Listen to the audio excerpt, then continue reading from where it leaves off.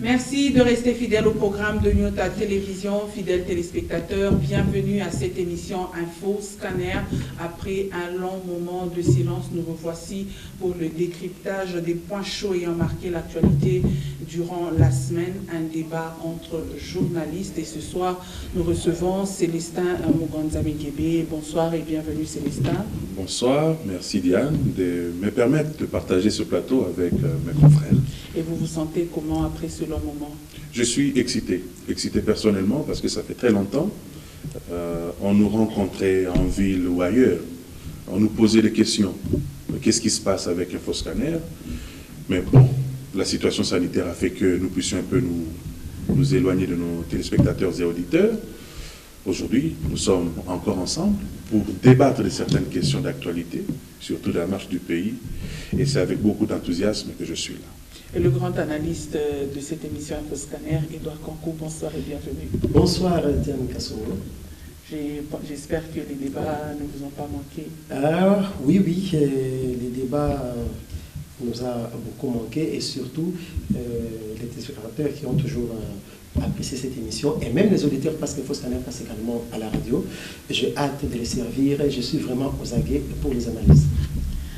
Bonsoir et bienvenue, Guélor Chamba, à cette émission. Merci Diane, merci également aux téléspectateurs et auditeurs. Voilà, le coronavirus nous avait séparés il y a très longtemps. Nous sommes encore de nouveau sur ces plateaux pour pouvoir débattre sur les questions d'actualité. Et pour ce numéro, nous recevons particulièrement un analyste politique, c'est Jeff Mbia, il est analyste politique et membre de la société civile du Katanga. Bienvenue Jeff. Merci beaucoup, madame. Je suis honoré. Sentez-vous à l'aise sur notre plateau. Merci. Ensemble, nous allons échanger sur 3 sujets qui ont marqué la semaine qui vient de s'écouler. Et le premier sujet, c'est la nomination du Premier ministre Jean-Michel Sama Lukonde, quelques semaines après la démission de Sylvestre Ilunkamba. Avant d'entrer dans le vif du sujet, suivant ce premier carton. Âgé de 43 ans, Sama Lukonde Jean-Michel est le plus jeune Premier ministre que la République démocratique du Congo ait connu. Il succède ainsi à Sylvestre Ilunga Ilunkamba qui avait démissionné après l'éviction de son gouvernement par les députés nationaux. Ingénieur de formation, Sama Lukonde Kenge a fait ses études en chimie industrielle à l'Institut technique Mutoshi de Kolwezi. Diplômé en informatique technique en République sud-africaine, il a également fait ses études en chimie et métallurgie de l'université de Lubumbashi. Fils d'une grande figure politique katangaise, Stéphane Lukonde Kenge, le nouveau chef du gouvernement est aussi d'un parcours politique exceptionnel. Une vie qu'il a embrassée depuis son jeune âge. Jean-Michel Sama est élu député national en 2006 et a figuré parmi les plus jeunes élus du peuple, mandat qu'il a occupé jusqu'en 2011. Très vite, il est repéré et nommé en 2015 comme ministre national de la Jeunesse, Sport et Loisirs du gouvernement Matata. Membre du parti politique Avenir du Congo, dont le président est Dani Banza, Sama Lukonde, loyal envers ses convictions démocratiques et respectant les consignes de son parti à l'époque, alors ministre, il renonce quelques mois après à son poste pour débuter la bataille aux côtés d'autres politiciens du G7 de Moïse Katumbi et Pierre Lumbi qui luttaient pour l'alternance au sommet de l'État. En juin 2019, il est nommé par ordonnance présidentielle directeur général de la Générale des Carrières et des Mines. Père des familles et garçon unique d'une fratrie de 8 enfants, le nouveau Premier ministre de la République démocratique du Congo a désormais une grande charge, comme ce fut le cas lors du décès de son père. Cette fois-ci au pays, il a la charge de former un gouvernement d'union sacrée pour la nation afin de sortir le pays de plusieurs crises qui le frappent, notamment celles politiques, sociales et sécuritaires.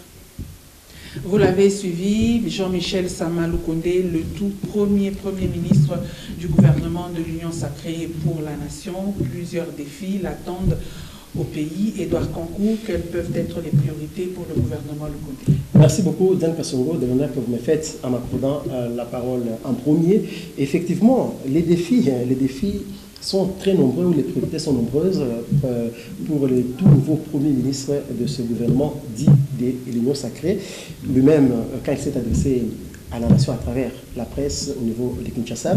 Il a essayé d'énumérer les priorités de son gouvernement qu'il va bientôt former, mais à mon humble avis, toutes ces priorités se résument en un grand défi. Ce défi-là s'appelle l'amélioration des conditions de vie de tous les, du peuple congolais. Donc, pour arriver à réussir à améliorer les conditions de vie des Congolais, Sam Malukonde Jean-Michel, l'actuel Premier ministre, doit vraiment prendre tout son temps pour réfléchir sur la manière dont il va former son gouvernement. Et déjà, puisqu'il a fait ses preuves durant son bref passage à la direction générale de la générale de taille et des mines, qui est la GECAMINE, selon les travailleurs de la GECAMINE, qui ont même organisé une marche de réjouissance par rapport à son élévation au rang du chef du gouvernement, il aurait laissé des traces vraiment indélébiles au niveau de la gestion de la GECAMINE. Quand j'ai suivi le président de l'intersyndicale, par exemple, il dit que non, le bref passage de Sam Malukonde de la GECAMINE a fait qu'aujourd'hui, les agents de la GECAMINE n'ont pas d'arriérés des salaires. Aujourd'hui, les conditions de travail, les conditions sociales de ces agents-là ont été améliorées. Et ça, c'est selon le savoir-faire de Jean-Michel Sam Malukonde durant son bref passage à la tête de la GECAMINE. On ne va pas bien sûr comparer la gestion de la GECAMINE, qui est aussi une grande entreprise étatique, à celle de la RDC. Mais c'est quand même un même acteur qui peut aussi y mettre son savoir-faire pour y arriver. Et pour cela, en tout cas, Sam Malukonde doit normalement penser beaucoup au profil des personnes qui doivent être nommées comme Premier ministre. Parce qu'aujourd'hui, Etienne Kassongo, beaucoup de gens considèrent l'Union sacrée des nations comme une blanchisserie. Donc, quand on veut consolider son poste, on se déclare de l'Union sacrée pour ne pas être bougé. Pourquoi? Parce qu'on sent que l'Union sacrée des nations est venue comme un vent qui emporte tout à son passage. Or, ça devait normalement être un vent de changement. Nous allons en parler dans les sujets qui vont suivre. L'honorable Kingwa Koumanza, durant sa campagne électorale pour le bureau de l'Assemblée, pour le bureau de l'Assemblée provinciale, il a évoqué, il a dit que non, l'union sacrée de la nation, c'est un vent de changement et que le peuple doit normalement vivre ces changements-là. Voilà pourquoi j'ai dit que toutes les priorités du nouveau Premier ministre doivent se résumer dans un seul et grand défi qui est le changement de l'amélioration des conditions de vie des Congolais. Mais le même président de l'Assemblée provinciale du Haut-Katanga, parce qu'il a déjà été élu, je lui avais posé la question, cette fois-là, en tant que président national de l'UNAFEC, sur le caractère ou les caractéristiques de cette union sacrée qui devient comme une sorte de blanchisserie. Il avait répondu en disant que non, ceux qui adhèrent à l'union sacrée, ils le font pour accompagner la vision prônée par le chef de l'État. Mais si, dans leur gestion passée, ont eu à commettre des bévues, ont eu à commettre des infractions, ils vont répondre dans le fait de quitter son ancienne, je sais pas moi, configuration ou son ancienne plateforme ou son ancien parti politique pour migrer vers l'union sacrée, va vous dédouaner de tout ce que vous avez commis comme crime. En tout cas, ce serait se foutre les doigts dans l'œil. J'ai dit, ok, c'est une très bonne réponse, mais j'attends que cela soit vraiment matériel, que cela soit vraiment en pratique, quoi.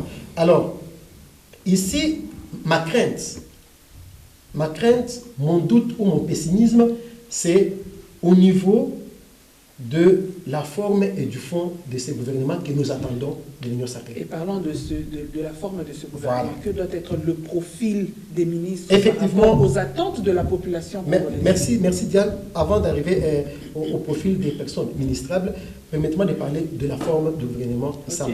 Qu'est-ce qu'on a reproché au gouvernement Ilunkamba? Beaucoup de choses. Parce que c'était un gouvernement de coalition, FCC Cash, qui n'a pas fait ses preuves, qui a échoué. Et cet échec, ce n'est pas moi qui l'ai dit, même son Excellence, le chef de l'État, son Excellence Félix Tshisekedi Tshilombo, avait dans son discours reconnu l'échec de ce gouvernement de coalition FCC Cash, qui n'avait pas pu mettre l'homme congolais au centre de ses préoccupations. C'était un gouvernement comme des gens qui étaient à la mangeoire, donc des gens qui se servaient au lieu de servir le peuple. Ce qui fait que les slogans... Voilà, c'est ce que ça m'a doit éviter. Ce qui fait que les slogans, le peuple d'abord, n'a pas eu son sens dans le gouvernement Ilunkamba. Dans le gouvernement Ilunkamba, au lieu que ce soit le peuple d'abord, c'était les ministres, vice-ministres et DG d'abord. Et le peuple en dernière position.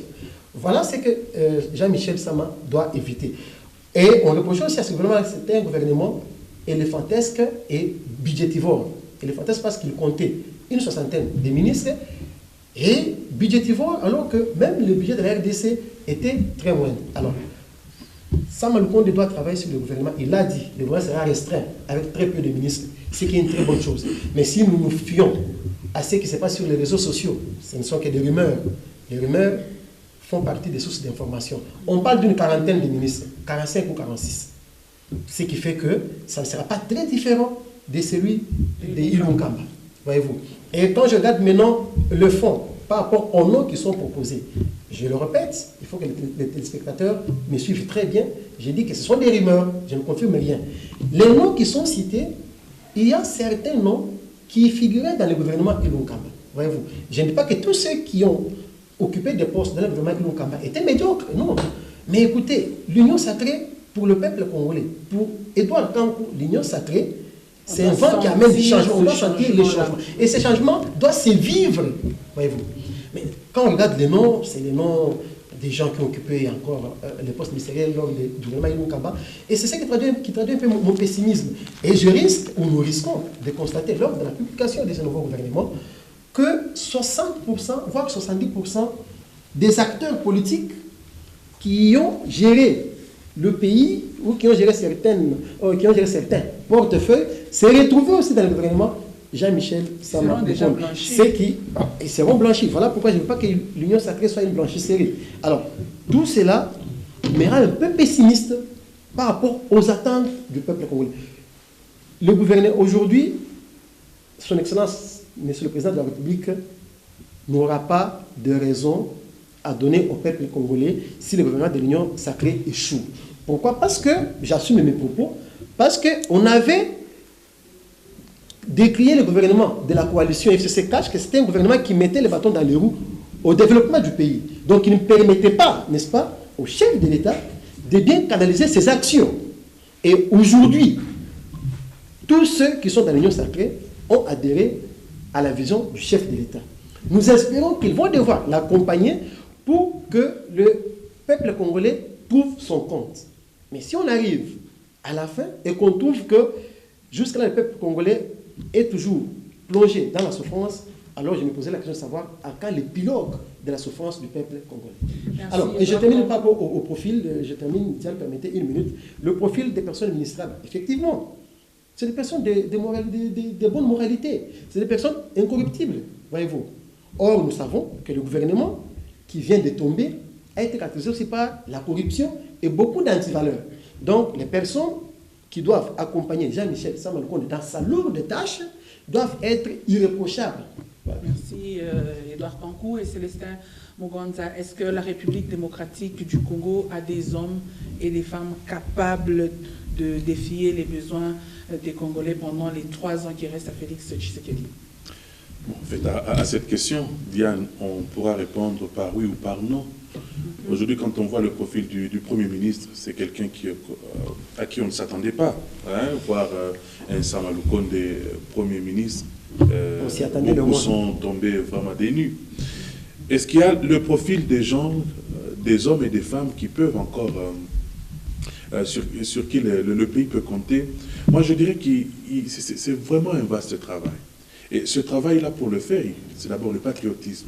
Vous allez voir, Edouard le dit, vous avez des ministres qui, quand ils sont d'abord ministres, ils pensent d'abord à leur famille. Nous avons vu par exemple les cas des élections législatives. Vous allez vous rendre compte qu'il y a un candidat qui est élu député national, il est élu député provincial, il est élu sénateur. Quand vous essayez de suivre ses suppléants, par exemple, c'est sa femme, ce sont ses enfants, c'est pratiquement de la famille. Même concubines, il y a des concubines. Moi, j'ai souvent l'impression je me dis, il y a des gens qui ont fait de la politique leur entreprise. Et là, ça pose un problème. Je crois qu'il faudrait d'abord qu'on arrive à travailler sur l'homme congolais. Il faut qu'il y ait quand même cet amour du pays. On ne va pas en politique pour s'enrichir. On va en politique pour servir.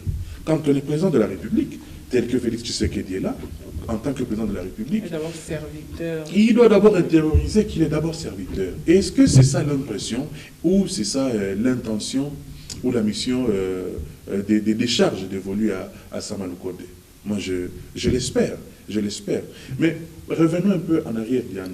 Si on doit analyser un peu la nomination du Premier ministre, cette nomination pose un peu problème. Il ne faut pas qu'on reste dans l'unanimité. Il y a un conflit de génération autour de tout ça. Parce que vous avez des gens, je cite par exemple quelqu'un comme Mabi Mulumba, qui a géré cette République en tant que Premier ministre. Il vous dit, voilà, ce n'est pas la jeunesse qui gère, ce n'est pas l'âge qui gère. La gestion, c'est la volonté. Donc, il ne faut pas dire que voilà, les autres n'ont pas bien géré et celui qui vient va bien gérer. Non.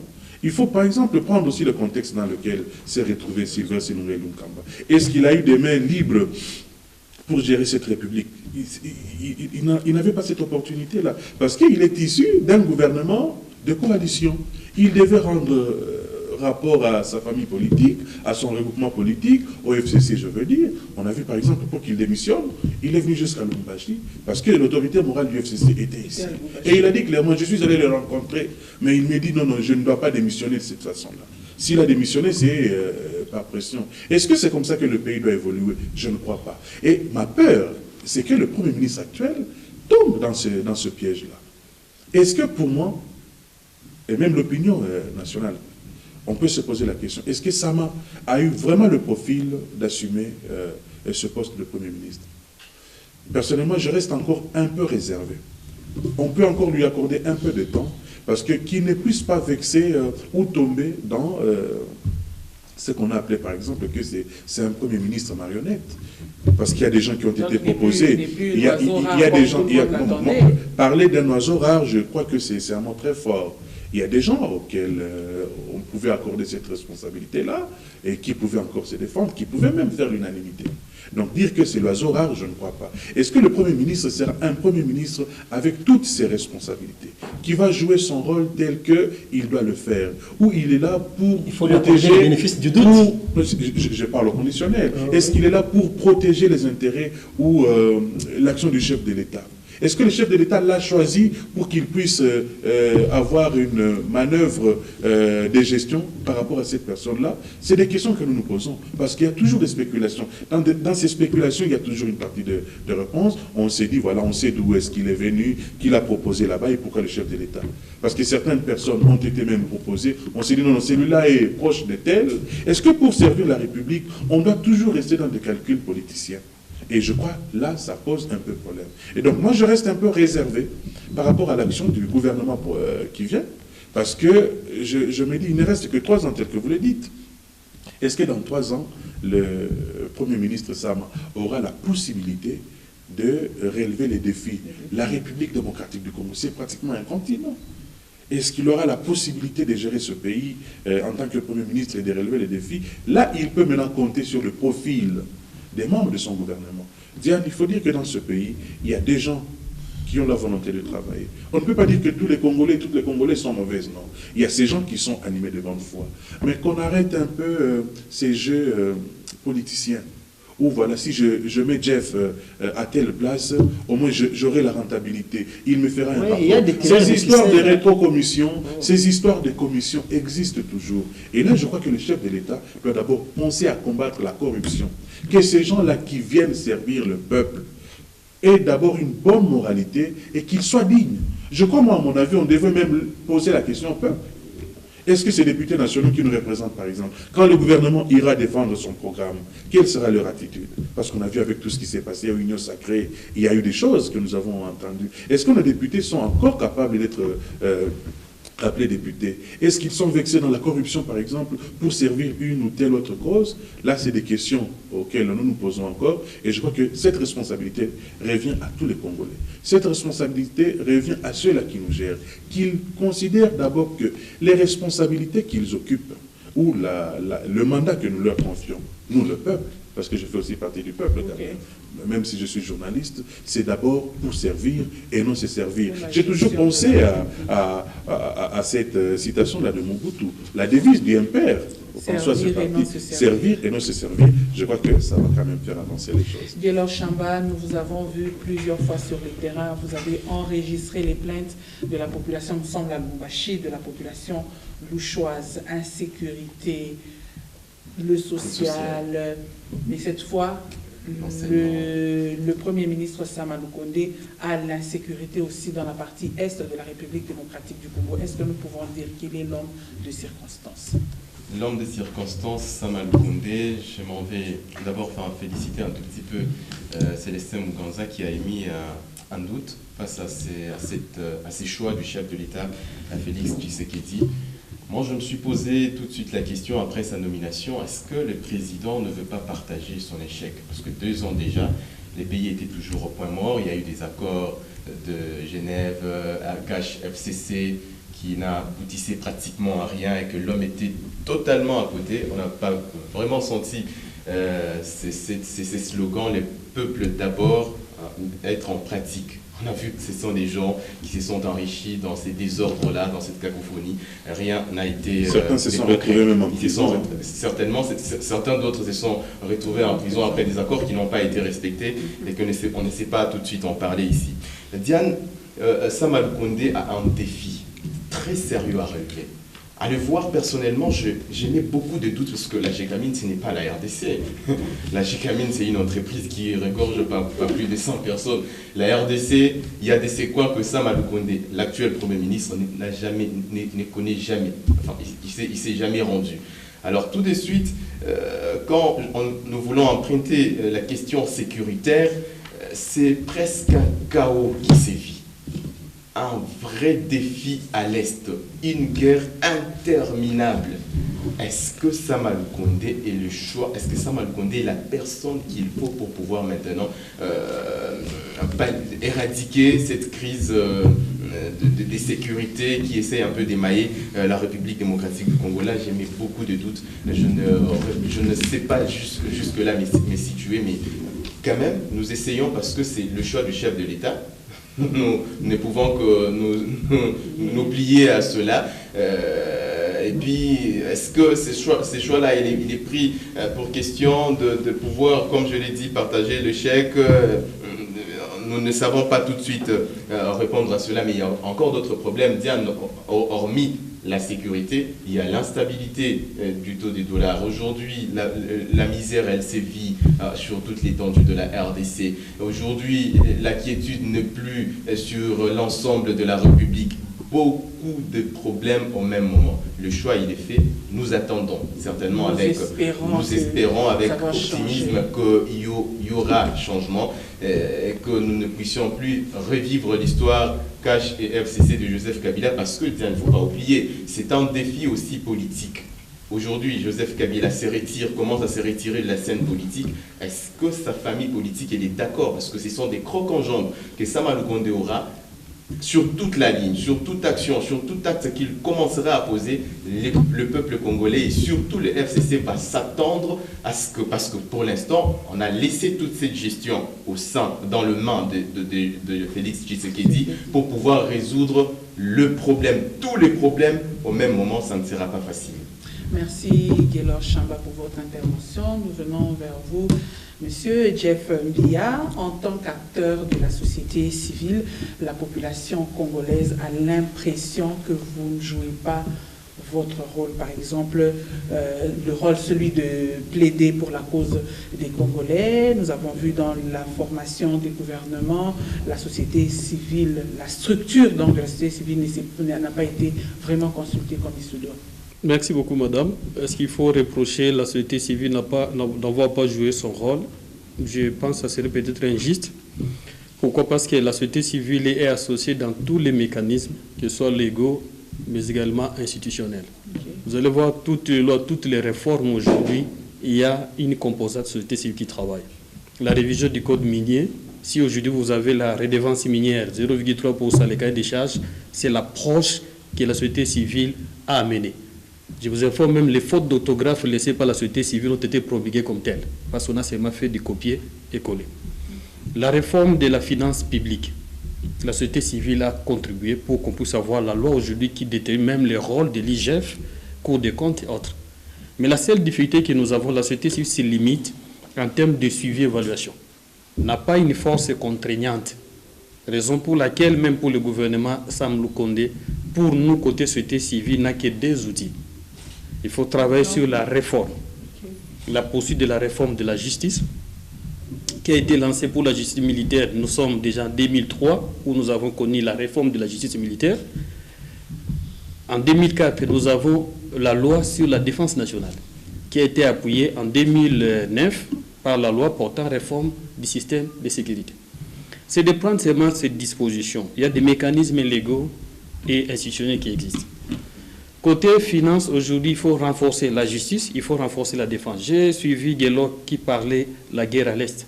Mais moi, je vais demander à Guélor d'évaluer l'insécurité en RDC depuis les accords de Sun City aujourd'hui, si nous avons les mêmes statistiques. Non. Même la guerre à l'Est, et nous connaissons aujourd'hui, il y a des avancées. Il y a des avancées significatives. Mais je dois informer Guélor que la guerre de l'Est, ce n'est pas une guerre conventionnelle. C'est une guerre asymétrique. Nous assistons à une guérilla. Et une guérilla dans laquelle la communauté, les conflits intercommunautaires. Et l'armée ne peut pas tuer sa propre population. Il y a des choses que peut-être le plateau n'est pas approprié pour essayer de parler. Mais prenons le camp d'Ikatanga, où on avait connu les pommes de l'insécurité. Est-ce qu'avons-nous aujourd'hui le triangle de la mort ou le polygone de la mort? Ce sont des îlots de paix. C'est pour dire qu'on prend ces cas. C'est plus que ça, le triangle de la mort n'a pas enregistré autant de victimes, monsieur. Je vais informer Guélor que le triangle de la mort, de 2011 en 2015, nous avons reçu plus de 524 000 déplacés internes. Déplacés, mais en termes des morts, vous voyez que c'est presque la misère que la population vit en termes de sécuritaire ici au Canada. Voilà un peu, c'est ça les défis que nous avons. La paix est revenue, mais est-ce que la population a repris sa vie normale? C'est là maintenant que pour nous, nous proposons au niveau de Samlou qu'on n'a pas à créer. Il n'y a pas de loi qui va créer. Il n'y a pas de mécanismes légaux qu'il faut encore créer. C'est de prendre les lois qui existent, la loi sur la défense nationale, la loi portant réforme du système judiciaire en RDC. C'est un problème d'application. C'est un problème d'application. Parce que nous avons... C'est ça qu'il faut. Parce qu'aujourd'hui... C'est bien d'avoir des réformes, c'est bien de faire des propositions. Quand il n'y a pas de suivi et quand la population ne sent pas à 80 à 90% que les histoires ont évolué. Je donne l'exemple seulement d'Yokatanga. Vous avez la loi sur la redevance minière, le code minier qui donne des attributions. Et que chaque entreprise verse. Moi, j'ai le montant que la province d'Yokatanga a perçu. D'abord pour les 25% que la province a perçu. Moi, j'ai les montants. Chaque entité, ce qu'elle a perçu, nous avons les montants. Mais on en fait quoi? C'est quoi l'impact sur la société? C'est la société. C'est la raison pour laquelle il faut arrêter les gens qui détournent les fonds. On n'a pas besoin de monter et descendre, non. Et que la société civile, nous accompagnons. Moi, personnellement, j'accompagne. Je crois que Guélor m'a trouvé au niveau de Roche Mining, former la communauté, former l'entreprise et former aujourd'hui pour qu'on arrive à signer les cahiers des charges. Ça fait 2 ans. Même si on vous accuse que vous faites partie de la politique maintenant, vous restez aussi des mais la société civile est engagée politiquement, mais ne fait pas de la politique active. C'est ce qu'on doit faire. Nous, on ne fait pas, on n'est pas là pour compétir, pour accéder au pouvoir, non. Nous voulons normaliser la politique congolaise, normaliser la classe politique. Et parmi les défis, comme Edouard a voulu parler par rapport à quelle forme de gouvernement nous devons avoir, nous devons dépolitiser les portefeuilles. Voilà. On cherche les hommes qui travaillent. Je sais peut-être semble qu'on ne peut avoir beaucoup de chances. Pourquoi? Parce qu'après évaluation de 2 ans de la coalition, vous avez compris que même les gens qui étaient de la FCC ont compris qu'ils n'ont rien fait. Même les gens du cash. Et chacun est conscient. Mais la seule difficulté de Samlou Kondé, c'est un ministre issu de la majorité parlementaire informelle. C'est pour dire qu'aucun parti politique en 2018 n'a eu la majorité parlementaire. Et qu'il fallait passer par des alliances. L'alliance aujourd'hui, c'est la création de l'Union sacrée. L'Union sacrée n'est même pas ni plateforme électorale ou politique. C'est une fiction. C'est l'ensemble des idées des réformes que le chef de l'État a promis. Mais quelle réforme encore parce que nous en avons aujourd'hui? Nous avons la réforme des entreprises publiques qui est bloquée depuis 2014. C'est ce qui a permis la GECAMINE aujourd'hui avec Samlou Kondé. J'ai appris ici, j'apprends, ils ont dit la GECAMINE a donné, mais la structuration de la GECAMINE fait partie de la réforme initiée par Copyright. Et qui était comme coordonnateur? C'est le premier ministre sortant, qui avait déjà donné l'armature, la réforme, tout est là. C'est question d'appliquer les lois qui existent. Les pommes de la RDC, on n'applique pas la loi. Et ce qu'on reproche aussi Joseph Kabila, c'est d'avoir laissé aller au clan qui décidait, chacun l'impunité, c'est amené aujourd'hui que nous avons détruit les pays. Et qu'il est important aujourd'hui, c'est de travailler contre. C'est pourquoi moi j'avais beaucoup aimé les procès Kamere. Madame, je vous fais que le procès Kamere a remis la RDC à un niveau acceptable. On peut aujourd'hui solliciter de fonds parce qu'on estime qu'il y a pour la première fois un chef de cabinet, chef de l'État est condamné pour détournement. Mais il faut que ça puisse aller maintenant à chaque niveau de responsabilité, au niveau de la mairie de Lumbashi. Les bâtiments, avec toutes les taxes, qu'est-ce qu'on en fait? Au niveau des communes qui perçoivent la redevance minière, qu'est-ce qu'on en a fait? La province reçoit 25%. Le haut de Katanga de 2020, disons 2019 à 2020, a reçu plus de 202 millions de dollars. Au moment où la redevance minière, c'est pour financer des infrastructures de base. Combien de routes ont été construites à l'île de Lumbashi avec les 25%? En même temps, nous avons la taxe sur la voirie, les taxes sur les concentrés, uniquement pour des routes. Qu'est-ce qu'on en a fait? Est-ce que nous, les journalistes, la société civile, jouons notre rôle? Est-ce que l'Assemblée provinciale, avec l'avènement des Baba, pourra jouer ce rôle ou va rester une caisse de résonance pour des politiques? Voilà un peu chaque niveau. Ce n'est même pas ça. Sam n'est pas un homme providentiel. C'est chaque niveau de responsabilité de jouer son rôle et de respecter la loi. On met des mécanismes. Aujourd'hui, les gens s'attaquent à l'IGF. Pourquoi on s'attaque à l'IGF? C'est le voleur, on perd de l'IGF.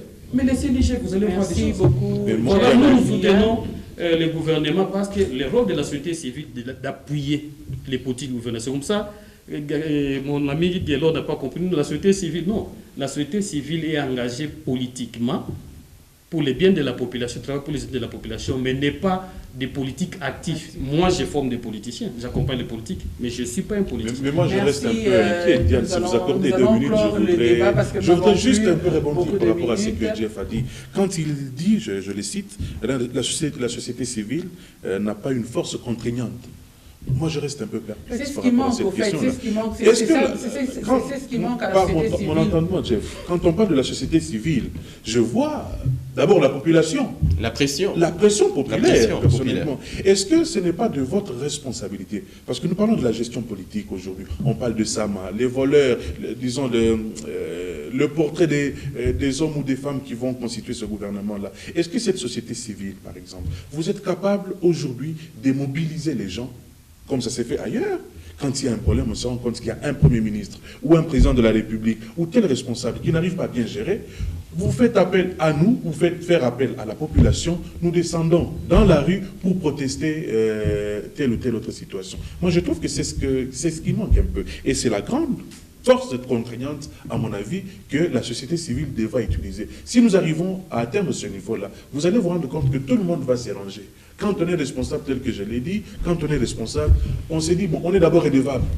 On ne vient pas là pour se servir, mais on est d'abord redevable, on va nous demander des comptes, et le reste tel qu'il a présenté, voilà, ça suit. Ok, merci. Il reste seulement à Sama Lukonde, au chef de l'État, d'appliquer la loi. Nous allons parler de notre deuxième sujet, qui est l'élection du bureau définitif de l'Assemblée provinciale du Haut-Katanga. Suivez ce carton.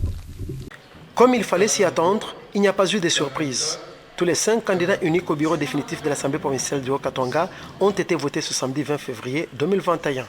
Étant candidat à sa propre succession au perchoir, l'honorable Antoine Gabriel Kungwa-Koumanza a laissé la supervision des élections au premier secrétaire du bureau d'âge, l'honorable Mike Kakouji. Les députés provinciaux sont passés l'un après l'autre glisser les bulletins de vote dans les urnes.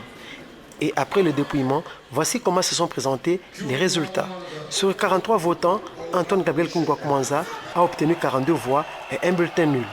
Par contre, Michel Katebe a été voté à l'unanimité, 43 voix sur 43 votants au poste de vice-président. L'honorable Thomas Lupata a récolté 41 voix en tant que rapporteur. Et au poste de rapporteur adjoint et du questeur, Jean-Paul Chanda et Yvonne Mouilois ont été élus avec 42 voix chacun. C'est l'honorable Mike Kakoudiumba qui a installé officiellement le bureau définitif. Président, je vous remets le marteau de commandement, symbole du pouvoir, que vous aurez à exercer sur l'Assemblée provinciale du Haut-Katanga.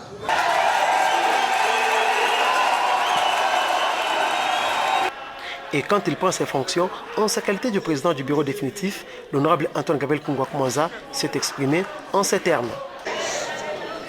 Au nom de tous les élus qui composent le bureau, en leur nom à tous et au nom du peuple,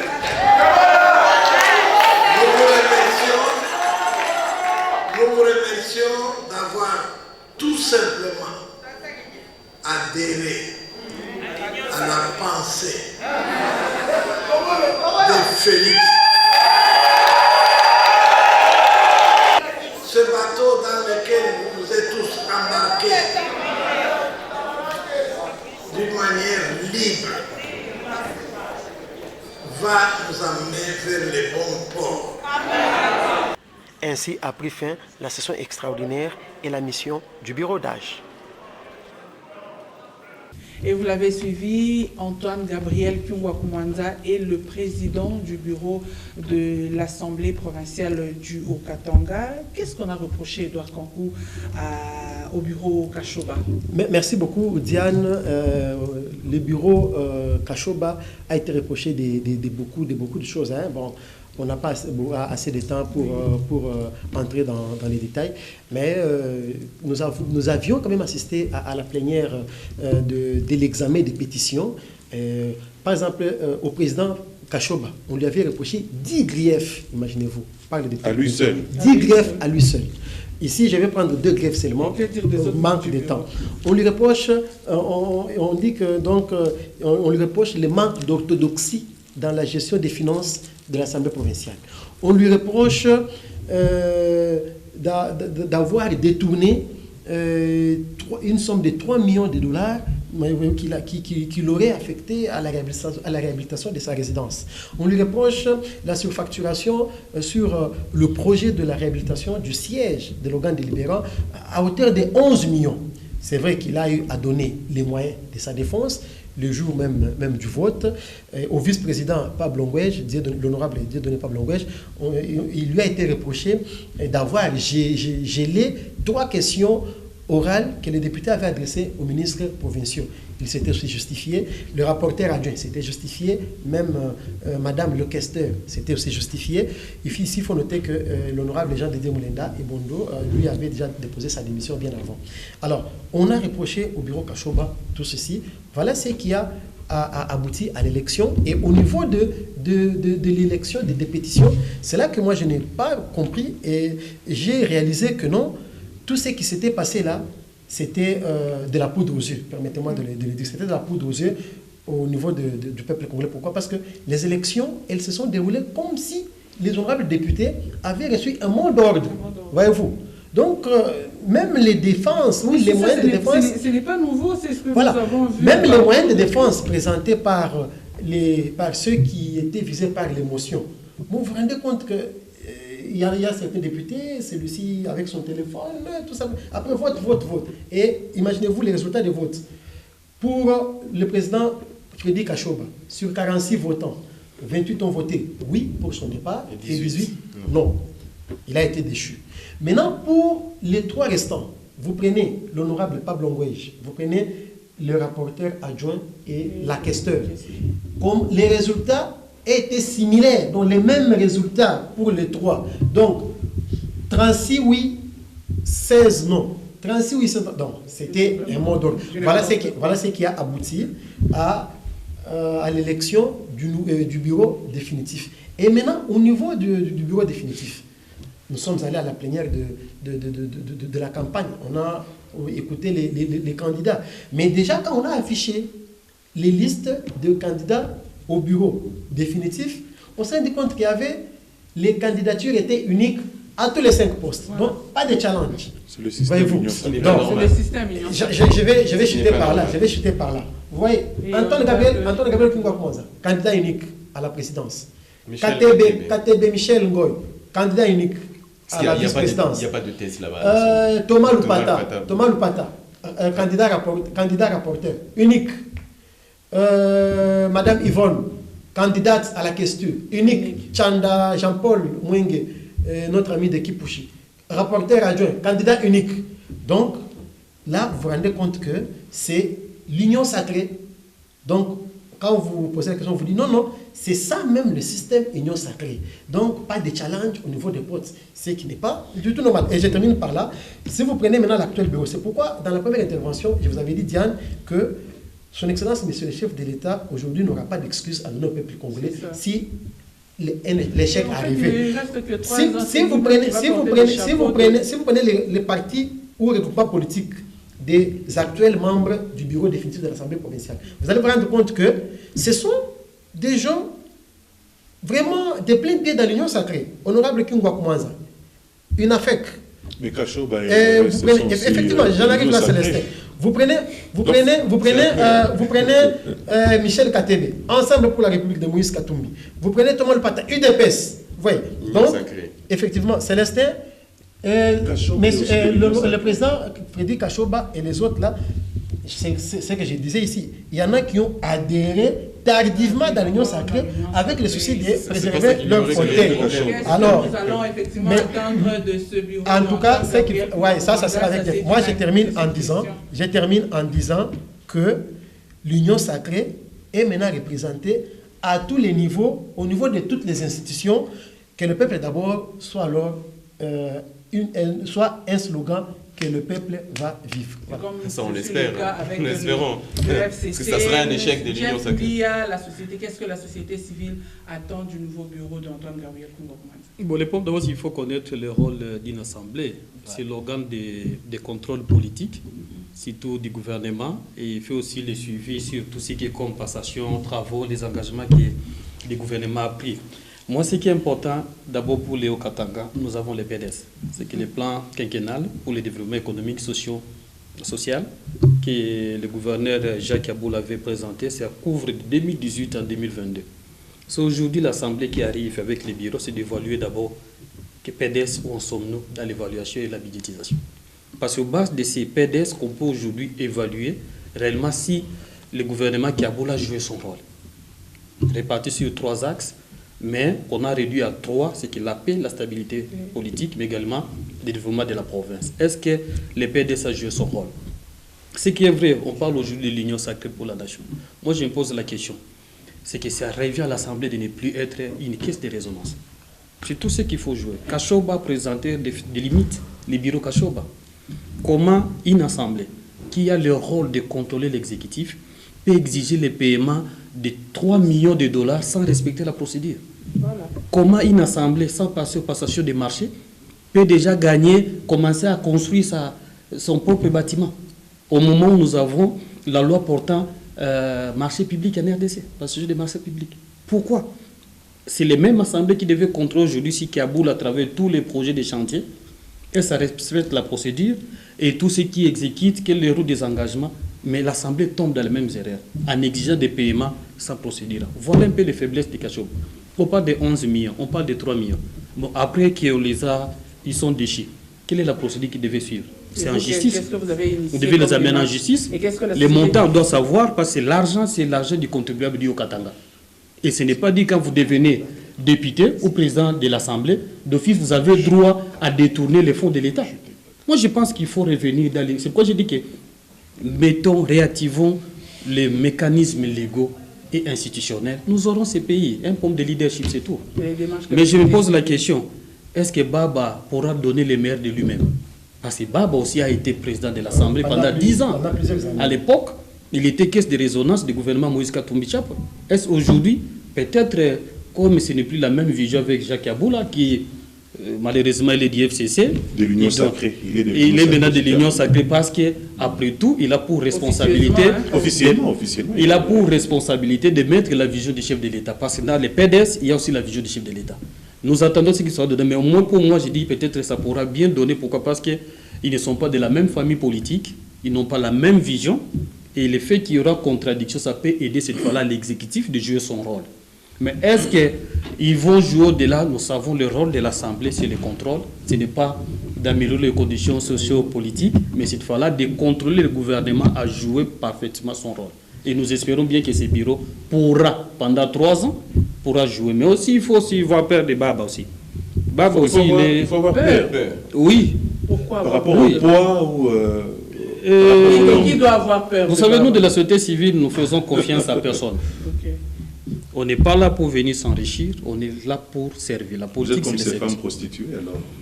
Vous savez, la population, oui, mais les gens qui ont été élus, mais ils sont venus comme avec des charmes. Mais après, est-ce qu'ils ont donné les conséquences de ce qu'ils ont présenté? Non, c'est pour dire que chacun doit jouer son rôle. Et nous, de côté de la société civile, nous restons méfiants. Pourquoi? Parce que aussi longtemps qu'on n'a pas pris comme outil de gestion comme PDS, On n'a pas pris l'outil comme contrôle et autres avec les édits, parce qu'il faut reconnaître que Kashoba, c'est les bureaux les moins productifs en termes d'édits, ni contrôle. On n'a jamais... Quel est le contrôle qui a été fait pour l'exécutif? Rien. C'est pour dire que c'est un bureau qui part, mais moi, personnellement, j'aimerais qu'on puisse initier une action en justice pour qu'on retourne cet argent. 3 millions de dollars plus 11 millions de dollars pour les chantiers. On doit retourner cet argent. Vous savez, une route coûte combien? C'est 1 million de dollars. C'est que nous venons de manquer presque 13 km d'une route asphaltée. Quelqu'un doit détourner ça. Et je suis d'accord. Par le fait qu'il est seulement président de l'Assemblée provinciale, moi je n'ai pas dit qu'il y a la présomption d'innocence. Il y a encore la présomption d'innocence. Mais le gouvernement a présenté qu'il y avait des caissements. Si vous arrivez au niveau du ministère des Infrastructures, on va vous dire réellement comment les bureaux Kashoba s'est approprié de ces chantiers.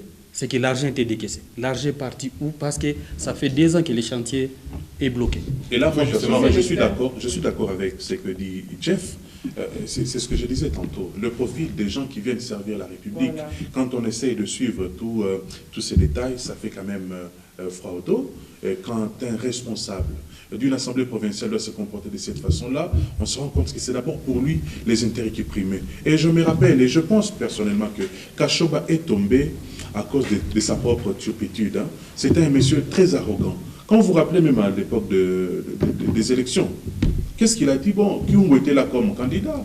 Mais c'était Kashoba le premier à dire que voilà, si vous votez Kyungu, Moïse va rentrer. Est-ce qu'un responsable, un homme d'État doit tenir... Non, il n'est pas un homme d'État, c'est un homme politique. Aujourd'hui, on se rend compte qu'il est allé, les hommes d'État, non, il n'y a pas d'hommes d'État. On se rend compte. Je donne d'ailleurs quelques informations à Jeff, il faut vérifier. On me dit qu'il a même construit des guest house, il a fait ceci, il a fait cela, mais au détriment des moyens de la province. Et là, je trouve que c'était un monsieur, il était grand temps qu'il puisse un peu rester à côté et permettre à cette nouvelle vision de l'Union sacrée, prônée par le chef de l'État, prendre peut-être de l'élan et évoluer pas avec... Il faut sanctionner. Et nous terminons avec Chambar, et pour éviter qu'il n'y ait pas de contrôle et tout, pourquoi les députés, nous avons eu partout des candidats uniques, pourquoi les députés du FCC n'ont pas voulu challenger avec ceux de l'Union sacrée pour la... On vient à peine de les dire, est-ce qu'il y a eu un mot d'ordre? Est-ce que les députés, est-ce que Edouard, il était mieux placé pour répondre à cette question, Diane? Mais moi, j'aimerais justement m'accrocher au discours de Kyungu Wakumwanza, parce que c'est aussi un défi. Il n'y a pas que Sam Alukonde, il y a aussi Kyungu Wakumwanza c'est un autre défi. Un autre défi. Il ne peut pas sa retraite, non? Voilà. Kyungu Wakumwanza, il est encore en forme. Il ne peut pas sa retraite, il a besoin de l'argent. Il dit qu'il n'y aura pas un miracle, il n'y aura jamais un miracle. Kyungu Wakumwanza est déjà, enfin, permettez, il est déjà président de l'Assemblée provinciale. Je me fie à son discours. Il dit que ces lieux sera un endroit où on va plaider les causes de viols, de vols et de tueries, de meurtres à Lubumbashi. Voilà ce qui m'a un peu intéressé. J'accorde le bénéfice du doute. Le bénéfice du doute pour pouvoir relever, mais seulement, Diane, quand on voit Kyungu et Kiabula, l'un de l'union sacrée bien maquillée, authentique. Et l'autre authentique, et l'autre de l'union sacrée avec d'autres casquettes, parce qu'il est de la famille politique de Joseph Kabila Kabange. Kiabula, vous allez voir qu'il a adhéré à l'union sacrée en tant que gouverneur. Ça a été... C'est peut-être une info. Mais personne n'a quitté son parti. Dans son discours, Baba a dit qu'il va travailler avec Kiabula. Il a appelé Kiabula enfant du pays. Enfant du pays. Dans son discours. Bon, c'est ce que Jeff a dit tantôt. La société civile, enfin je ne sais pas, la société civile a peur de voir Kyungu Wakumwanza à mieux conduire le Katanga ou à sortir le Katanga dans le Haut-Katanga, oui. Dans ces différentes crises. Mais Kyungu Wakumwanza lui appelle toujours les Katanga, même si vous pouvez parler du Haut-Katanga. Enfin, j'aimerais clôturer Diane avec Kashoba. Célestin l'a dit très rapidement.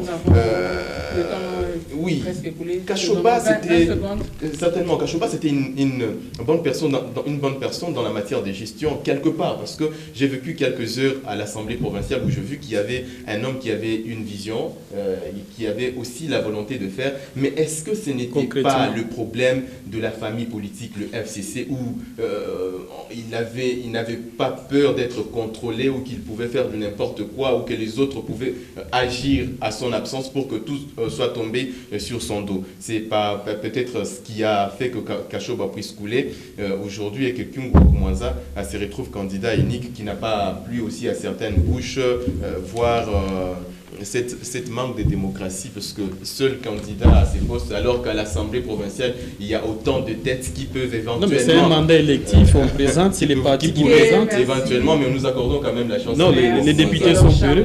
Merci, Jeff Mbia, merci. Je vous en prie, madame. Célestin Merci, merci d'avoir participé à cet échange. Merci à vous également, fidèles téléspectateurs et auditeurs de Nyota Télévision, de nous avoir suivis. C'est la fin de ce numéro de InfoScanner. Rendez-vous la semaine prochaine.